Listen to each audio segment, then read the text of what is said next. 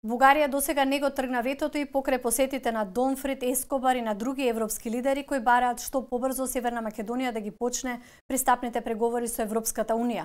Се сведоа ли овие посети на политички туризам, а не на нешто што би донело реални промени? Well, you raise a good point. I do think it's important that we continue to allow the ascension of Albania and North Macedonia to eventually get into the EU. And I think I really can't comment on whether or not I think it's just political tourism or real. But the Bulgarian issue is still hanging out there, and obviously we have to be pressuring them to get involved in the dialogue and the conversation, and to minimize their attempts at destabilizing the situation. That we need to come to a solution, and it has sort of a negative impact on the rest of the entire Western Balkans. I do have some concerns, obviously, that these are in these talks are in the shadow of what's really happening in Ukraine, and maybe not as serious as they could be. Бугарскиот владен врв, предводен од премиерот Кирил Петков, дојде во Битола да отвори културен центар именуван по историски признат нацистички соработник Ванчо Михајлов.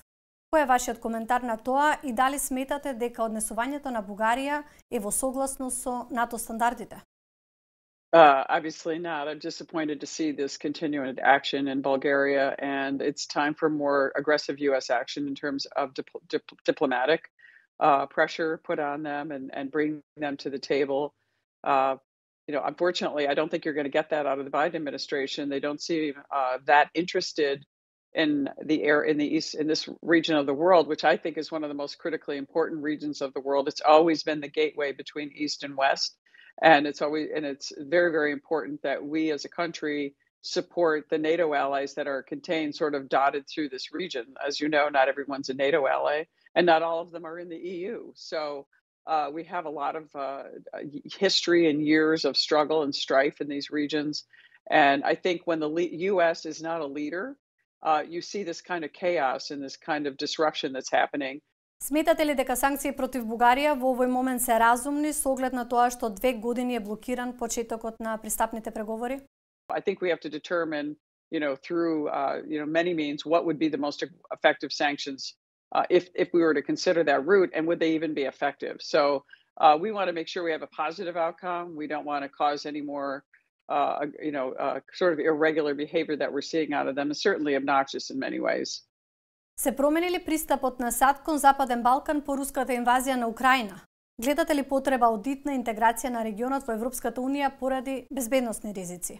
A lot of these countries are vulnerable, and they rely on the support of the U.S. as a key ally, and they look to the U.S. And I think what the Ukrainian strategy shows, and what the Ukrainian situation shows with Russia, is how important it is for the U.S. to continue to have even stronger engagement with the countries in the Western Balkans, because we do not want to see any kind of similar horrible scenario play out in the Western Balkans that we're seeing in Ukraine.